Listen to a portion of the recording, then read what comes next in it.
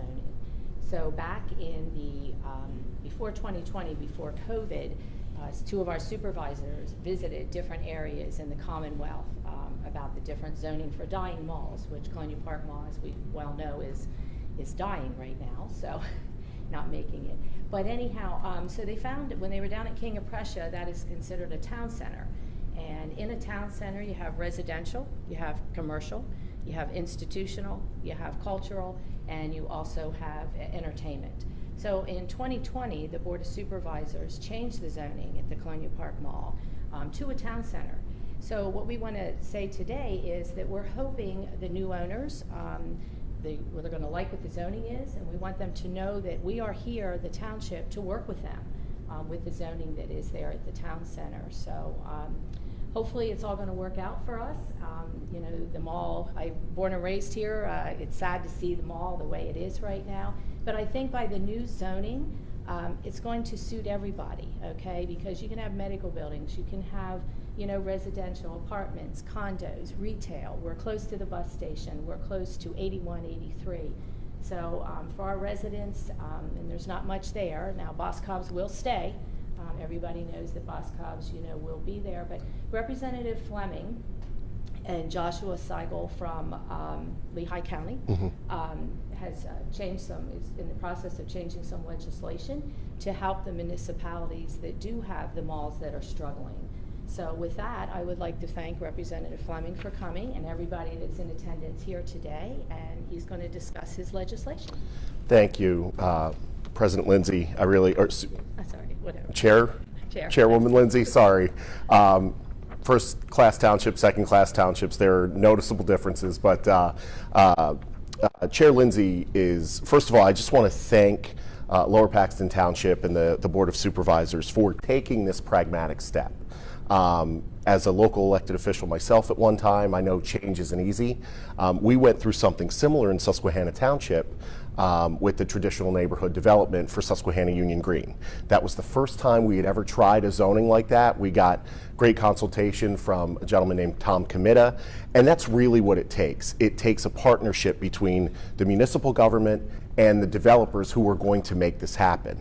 And so I really applaud Lower Paxton Township for being really forward-thinking and progressive in taking this step to make the site as attractive as possible. And thanks to Chair Lindsay for also talking about our legislation with myself and Representative Josh Siegel.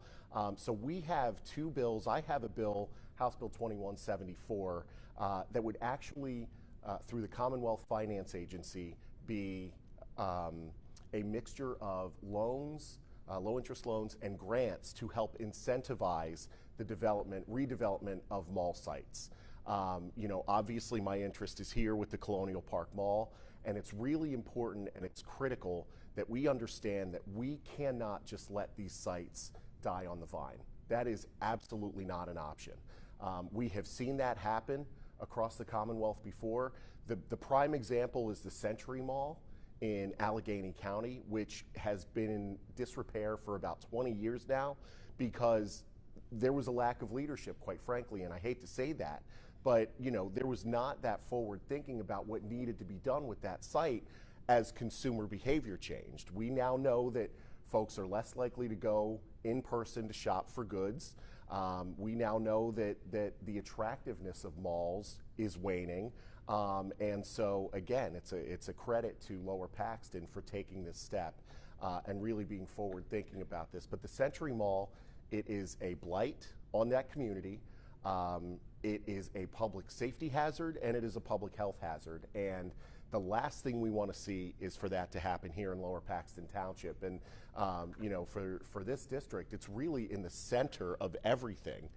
And so I am going to do whatever I can to help the municipal government get this redeveloped and make it as attractive as possible to a potential buyer. And so my legislation would incentivize that. And you know, there was a comment in the Commerce Committee that this was corporate welfare. That couldn't be further from the truth. This is going to be a public-private partnership where developers would put in some funding and the state would kick in some funding, and I think that's the way it needs to happen. we know from the Century Mall and other sites that this isn't going to happen out of the kindness of a developer's heart. We really need to incentivize things. So that's what my bill would do. Representative Siegel's bill has some tools for municipalities to use, tax abatements and tax credits and things like that. And I think the one commonality that Representative Siegel's bill and my bill both has is really we view this as an opportunity to help mitigate the housing crisis that we see.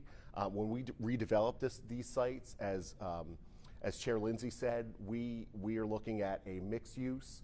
In all of these sites, we are looking at housing, we are looking at business development, we are looking at restaurants, and so really every option's on the table for these sites. And again, it's a statewide issue. I've spoken to folks who, this is an issue in Lycoming County, this is an issue in Center County, Western Pennsylvania. I mean, this isn't just limited here to Colonial Park. Unfortunately, we've seen this happen all across the state, and so if we don't do something about it, we risk what's happened to the Century Mall, which is just falling in disrepair and just being a blight and an eyesore in the community, and we absolutely do not want that to happen.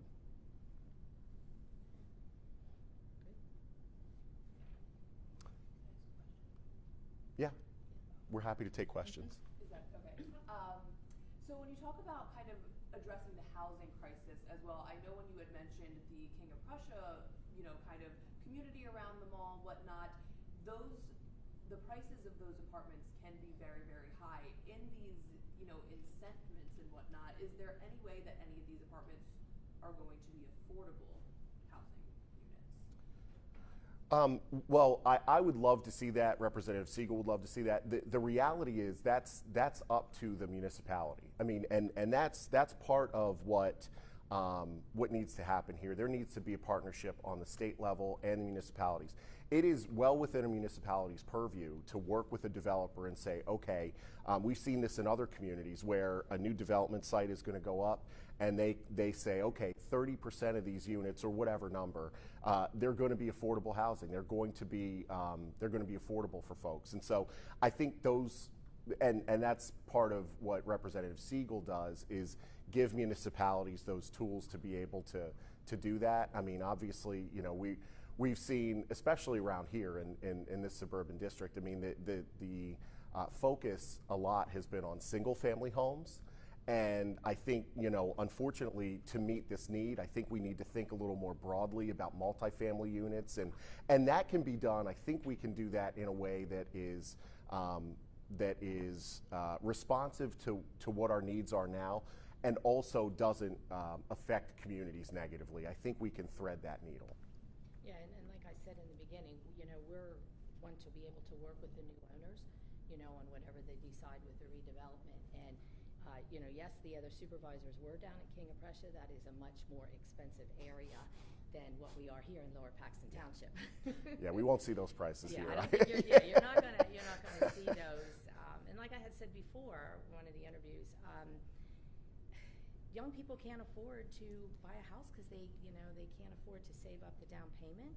So hopefully, and a lot of them don't like to mow grass, so they want to go to a condo, to an apartment, where it's easier for them. So we're hoping, with whoever the new developer is over there, that they'll look at the big picture, look at the surrounding area. Lower Paxton is the largest municipality in Dauphin County. We just became the second largest township of the second class in the Commonwealth of Pennsylvania, and we also became the 13th largest municipality in the state of Pennsylvania. So we're proud. We're proud of our township, and we'll be able to work with the developer. So I just think it's just a great concept that we're going to be able to have here in Lower Paxton Township. So even though Justin lives in Susquehanna.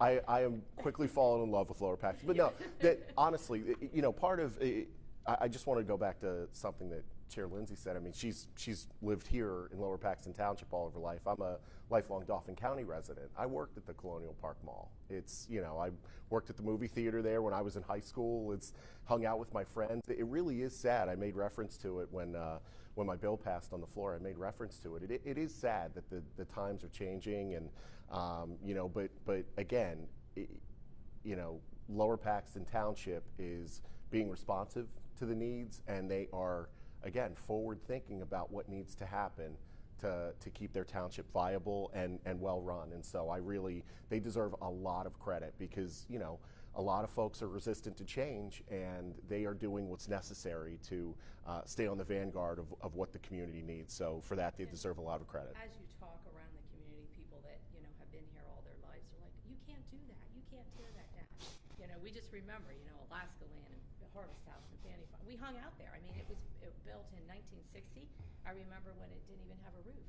You ran from store to store, between the range, and then, it just kept adding, stuff for young people to, and it was a hangout, If you got tired of the bowling alley, you went to the mall and walked around. But as you explain to the residents, people that have lived here all their life, it's going to be good. Yeah. It's going to be beautiful, and it's on our main street, That's right. That's the main thing. So, they're not paying taxes and sewer and stormwater. School districts not getting their money. So, new developer, whoever it is, we are here to work with them. So that is the main thing to get across today. That whoever the new owners, are, that we are here to work. So. And then, what is the status of these bills here? Are they? Because I know you said they passed the House. Yeah, so they both passed the House. House Bill 1799 passed the House April 15th. I believe that vote was 106 to 95. My bill passed 109 to 92, and that was on May 6th. And so both bills are now sitting in the Senate Community Economic and Recreational Development Committee. We are hopeful that we can get these bills over the finish line by the end of this year, get those out of the Senate and to the governor's desk. Unfortunately, if we do not, the legislative session ends on November 30th, so we're going to have to come back and start from scratch in the next session if we're not able to do that. But we're hopeful that this will be a product that we can get out of the Senate and get to the governor's desk because, the need is there. The need is there all across the state, and so I think these bills would be very helpful in terms of, helping these communities that want to do this redevelopment and, like I said, want to stay on top of what their community needs are. These would give them the tools in the toolbox to help.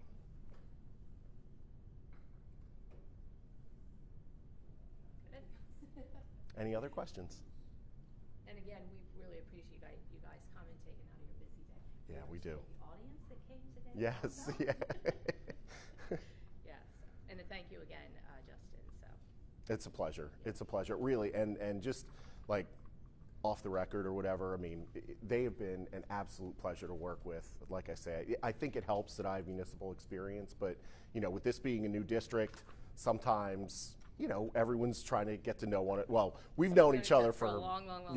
So Justin was like that. yeah, we went to church together a long time ago. But so Chair Lindsay and I have known each other for a long time, which helps. But I have to say, just the makeup of this government and the municipal government has been, Brad's leadership has been outstanding, and right from the time I started, we started meeting and assessing what their needs are, how we could be helpful in my office, and so it's been a wonderful partnership with not only Lower Paxton but Susquehanna Township and Pembroke.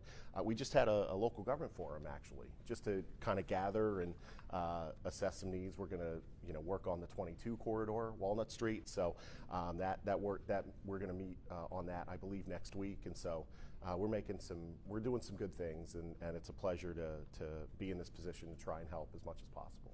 And I think the auction really is, off the record, is the best way to go. We had a piece of land 2 years ago. We did that, or was it last year? We did the auction with Pittsburgh. Is that last year? 2 years ago. I think it was 2 years. Yeah. We had a piece of land that we went through online auction, and wow, we made out very, very well. So, I think the auction really is the best way to go. So it'll be interesting to see. They're starting at 2.1 is what I had read, on Penn Live. So be curious to see what it goes for, and we just have to wait and see if hopefully they want Sears also. It would be nice to have the whole thing, redeveloped. So and Boscov's is going to stay there, which they do very well. A lot of people shop there. If you're not an outlet shopper, you're going to run to. If you're not online, you're going to go to Boscov's to see, what you need. So yeah. So I think it's going to work. Actually, I have the blend of these different zones in the town center? Is there any sort of requirements for like how much residential goes in there, or how much entertainment or commercial to be, constituted as a town center ordinance? Okay, Brad's shaking his head yes on behalf of the community development director, so you want to come up, because you're going to know the answers to that. Well, I don't know the specific, Yeah. there are percentages. Okay. I don't know Yeah. them up. I thought you were going to ask percentages. I was going to say, Yeah. yes, there is, but So I don't know there's the a structure to percentages. this that would be required when they're building it to set aside a certain amount of land Yes. for specific. Yeah. Okay, thank you. Do you worry that that'll make it harder to sell then? I don't think so. I don't think so, because with all the uses that you have, I really don't think it's going to make a difference. Brad, would they be able to find those percentages on our website under town center? In the zoning In the ordinance, yes. yeah, in the zoning ordinance under town center. When I send the electronic version of this press release, I'll also send a link to the zoning ordinance. Fantastic. Thank you. Could have had Amanda over here, she would have known. It gets pretty technical, so Yeah. I'm sure. one probably doesn't have that off the top of their head. Right, yeah. Okay, thanks for coming. Thank you, Justin. Thank you, Appreciate it. everybody. Okay. Thank All right, you. take care. We'll see you later. Stay cool. How's Joe doing? He Is he wants okay? to come into AFib again. Oh, no. He had an ablation 14 months ago. So we're going to do a cardioversion Monday. Okay. And then they're looking to put him on some soda, but he has to stay in the Okay. hospital for 3 days. Keep him in your prayers. I absolutely will. All right.